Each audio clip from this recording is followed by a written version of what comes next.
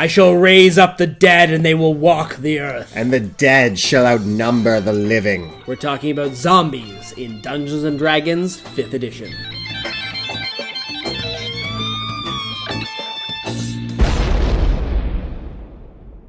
Greetings, necromancers! My name is Monty Martin. And I'm McLaughlin. And we are the Dungeon Dudes. And today we're taking a look at the first in our series on monsters in D&D. We're talking about zombies. In this episode, we're going to look at everything you need to know to use zombies in your next Dungeons & Dragons adventure.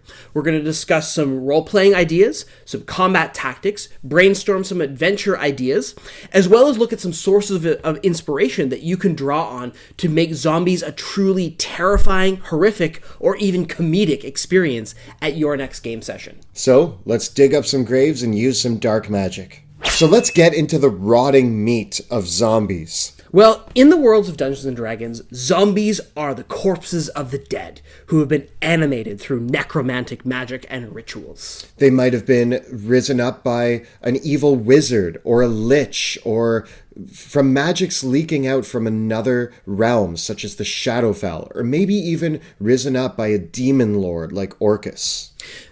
Undead creatures are ravenous, driven by base compulsions and utter violence, and they don't have the same reason and logic that many other creatures might possess. In the case of zombies, many are bound to the malevolent will that created them in the first place. They're risen up from the ground by this evil necromantic magic to follow their most basic instincts to hunt, kill, destroy. This makes zombies in the worlds of Dungeons & Dragons really, really different from the zombies which have become an utter phenomenon in pop culture.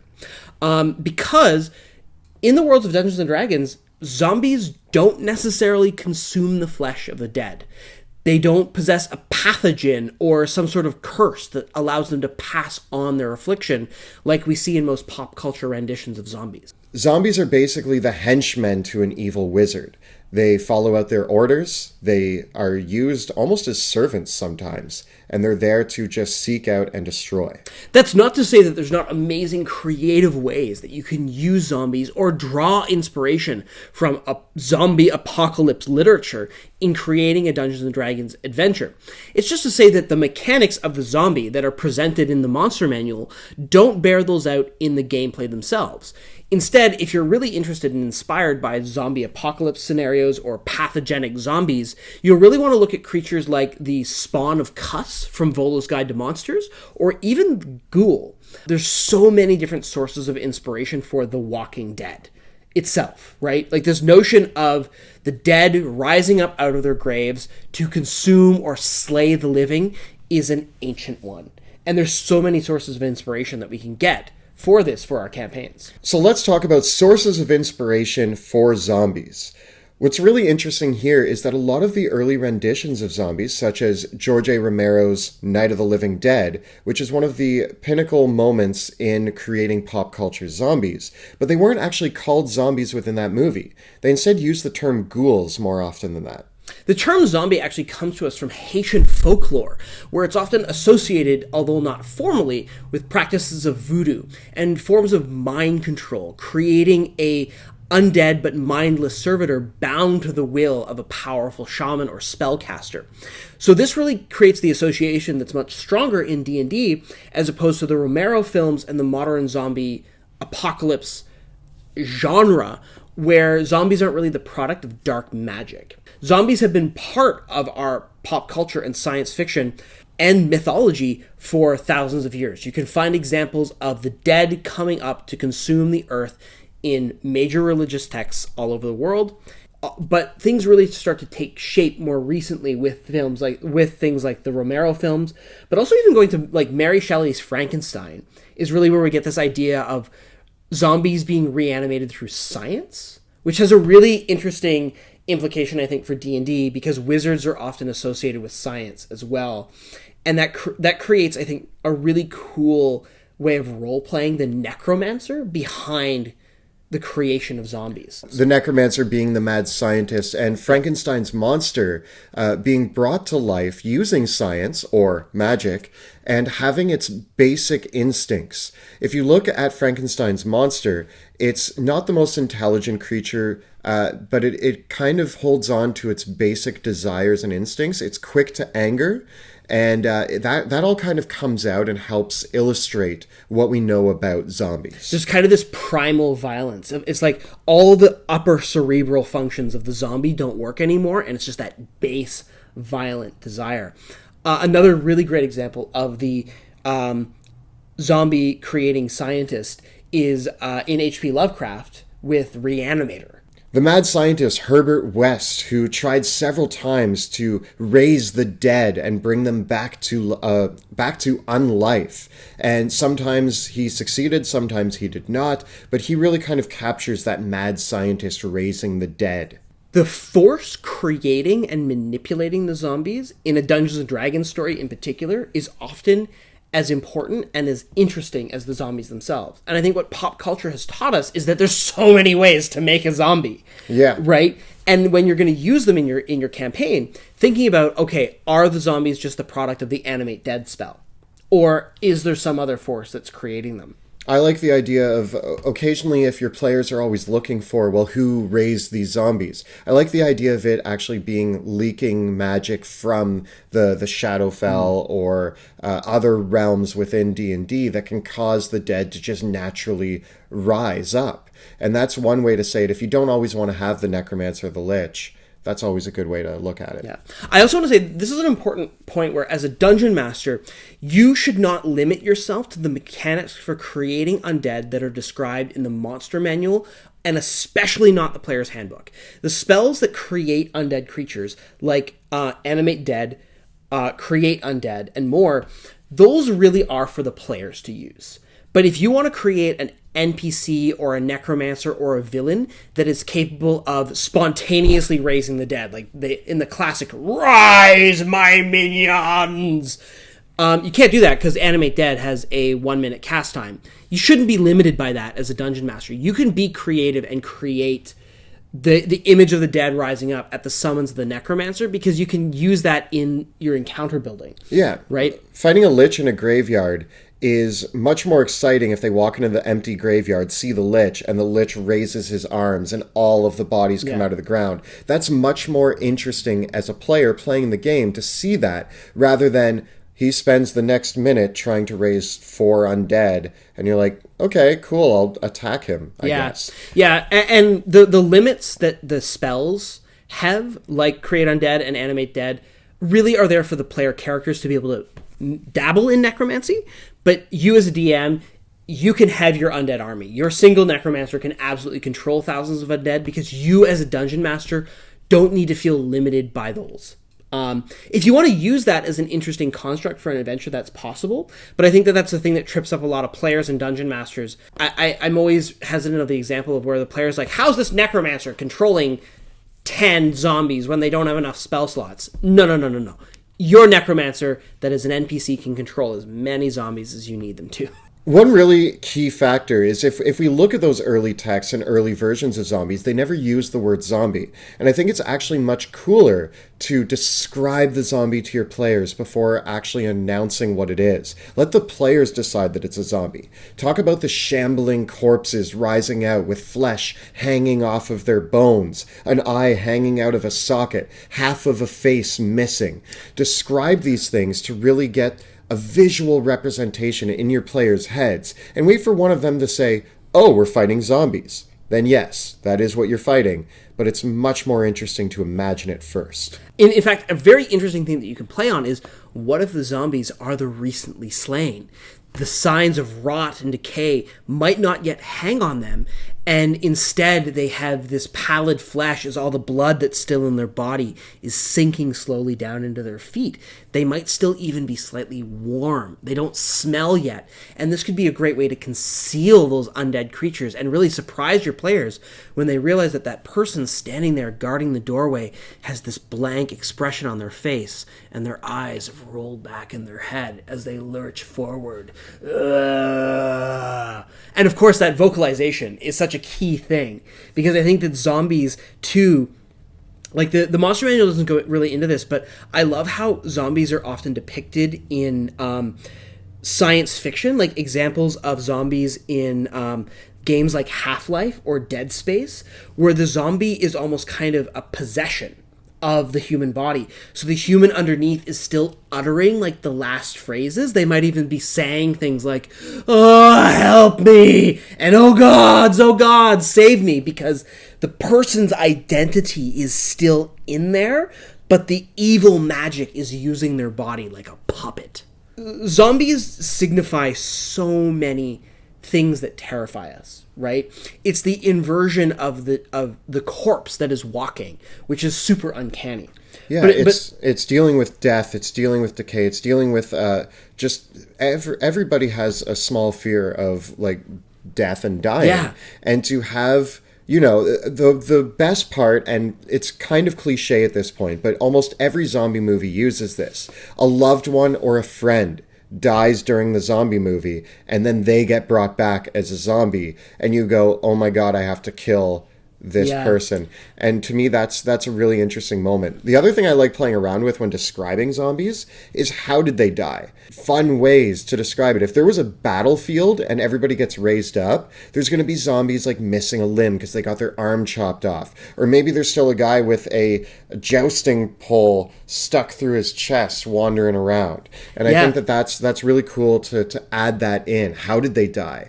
And then that helps make it more visceral and more intriguing. A zombie that was created because they were slain by a spell like Finger of Death. Maybe their hair was sent completely white by the spell. And I really like this idea that zombies animated by magic might have the trappings of that magic in their body. I actually think of the XCOM games were really cool for inspiring this, because they had psychic zombies that actually their eyes were glowing with purple magic and it was coming out of their mouths. And when they spoke, they had this like awful echo and this keening wail. So even though you're using the raw mechanics of the zombie in the player's handbook, your zombies do not need to be boring. They could be covered with arcane sigils, the trappings of the forces that animated them. They could have supernatural voices or glowing eyes. And all of these things tell your players, wow, this monster is cool, but it's still a zombie. And it really emphasizes, I think, ultimately the scary thing about the zombie, which is that they keep coming. So let's talk about the tactics of the zombie. Utter relentlessness, single-minded, violent impulse. Now, this is where you can kind of draw the scale of really terrifying or really hilarious. And I actually really like this about zombies, because depending on the tone of your game, they still fit in. With zombies being relentless and having the most basic instincts, it means that they're just going to push forward no matter what to try to achieve their goal, which is, usually, killing the party. Even when zombies are controlled by an intelligent commander, such as a wight, a lich, or a necromancer, their grasp of tactics and even their basic motor skills are pretty poor. Zombies have difficulty climbing over objects, so they tend to clamber over things like a rolling pile of flesh moving forward. You're always outnumbered when it comes to zombies. So they push forward even over each other. They might trip over each other just to get to you and keep grasping and grasping. A zombie that's been knocked over might not even have the presence of mind to try to stand up again, especially if there's fresh flesh right in front of them that they can grasp out and take. They may still have the weapon that they had in their life grasped in their hands, but if that weapon gets knocked out of their hands, or if they see a weapon lying on the ground, they might not even bother picking it up. They're not really concerned with that. Their only instinct is to keep moving forward, which also becomes hilarious when you have traps or hazards in the way between you and the zombie. Sometimes there's no reason for the zombie to think, maybe I can't walk through lava. Zombies will completely ignore a pit in front of them, so your players might be able to use a cliff or a precipice to lure them over the edge, because zombies just aren't smart enough to think that they won't be harmed by that. In fact, zombies have no concept for pain or self-preservation, and will willingly walk into any hazards like fire or lava or over a cliff, into whirling blades or anything at all you can imagine. And that really serves to heighten their single-minded purpose, because even though the zombies keep getting destroyed by these environmental hazards, they keep coming. One of my downfalls as an early DM was that I made every monster fight until it died, when a lot of monsters and creatures and intelligent beings will choose to run away at a certain point. But zombies are your ticket to do the opposite. Zombies will just keep going until they can't go anymore. They will outlast your players when used in large numbers. And the zombies' key mechanic, their Undead Fortitude, the ability for them to make a saving throw when reduced to 0 hit points, to see if they keep going, is absolutely terrifying, and an ability that should not be forgotten. In fact, that is what makes a zombie. The fact that it gets knocked down to 0 hit points, even describe it falling over, dead again, and then the next time that it has an action, it stands back up and continues clambering forward. In the module Curse of Strahd, there's a fantastic modification on your standard zombie called the Strahd zombie, which has rules for being dismembered and having those dismembered body parts continue to clamber forward despite the bodily damage done to the zombie. That's just a great visual. I love the idea of little hands or arms just crawling after you. It's great. Yeah, and there's so many great ways that you can modify zombies. One of the things that is a really useful tool for you as a dungeon master is that the monster manual presents you with the basic zombie, the ogre zombie, and the beholder zombie. But subsequent books like Curse of Strahd and Tomb of Annihilation and Mordenkainen's Tome of Foes and Volo's Guide to Monsters have added to this library of zombies, including my favorite, the zombie T-Rex. It's great. And what is it? It vomits out other zombies? Yes, it vomits out the zombies that have been animated. So the library of zombies that you have to use as a basis for modification as a DM is really quite wide. If you need a bunch of hill giant zombies, really all you need to do is reduce their dexterity and their intelligence scores, turn them into undead, and maybe increase their hit points, and they're probably going to be the same challenge rating. And give them the Undead Fortitude. Yeah, and give them Undead Fortitude. You'll actually notice that the Ogre Zombie is the same challenge rating as a basic Ogre. Their stats are slightly shuffled around to really reinforce that zombification. Generally speaking, if you zombify a monster, you should remove most of its intelligent based abilities and just pare it down to the most basic impulses. The Beholder Zombie is a good example of a zombie that... its eye stalks have rotted off, so it only has a couple eye rays left. One of my favorite examples of using zombies in a way that is actually intimidating and scary actually comes from the video game Resident Evil 4. Where if you've played that, there's a beautiful scene early in the game where you end up running into a house while an actual army of zombies is chasing you. You board up the house and you need to survive long enough. It's not even about killing them all. It's about surviving until they go away.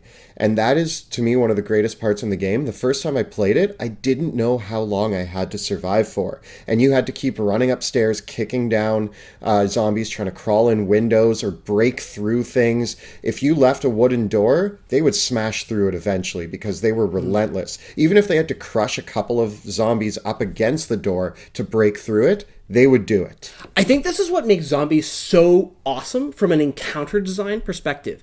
Because again, when we're creating our encounters or our adventures, we don't necessarily need to think about everything as a combat encounter or an exploration encounter. They can shift. And what's fantastic about zombies and that scenario that you described is that the zombies themselves, individually, they're weak. A single player character can easily take out a bunch of zombies. But when you escalate that and make them hundreds and hundreds of zombies in a really interesting environment, the question becomes not about defeating the zombies, but surviving the scenario. And that's a really unique thing for a role-playing game, because it means that now the players are not going to think, okay, clearly there's so many zombies, we can't kill them all. We don't have a hope of this. But can we think about what's animating them? What is creating the zombies? Can we destroy their master, and will the necromantic magic dissipate? Or is this just a situation that we have to figure out a way to get out of this alive? It really helps to have a good understanding of horror when building these situations. Ultimately, with zombies, they're not going to provide a great tactical encounter. Zombies' combat tactics basically begin and end with run at them.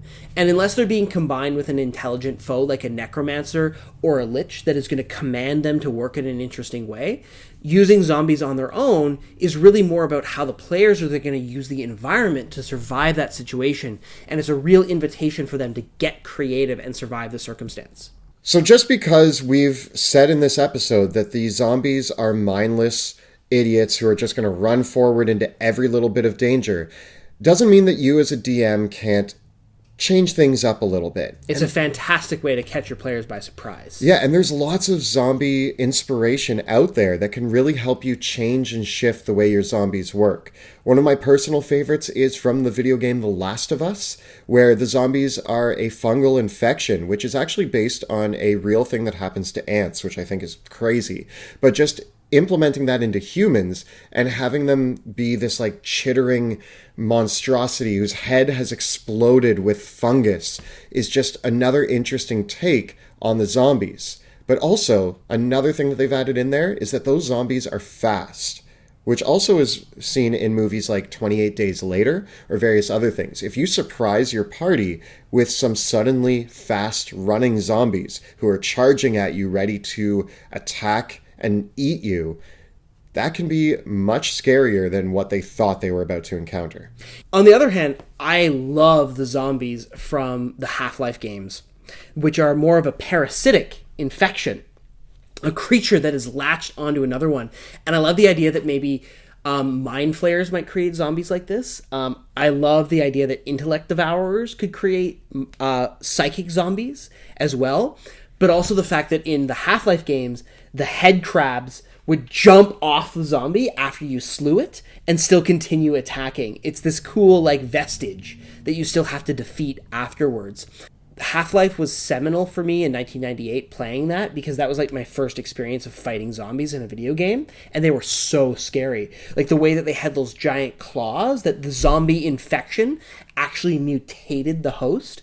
I think that's something that also carries out in Dead Space as well. Yes. Right? That those are very much an alien parasite that turn the corpses into zombies, which is a cool thing to draw on. And that's the crazy thing, is that every monster in Dead Space is basically just an alien that has taken human flesh and manipulated it into its own creature. And it's so terrifying to see.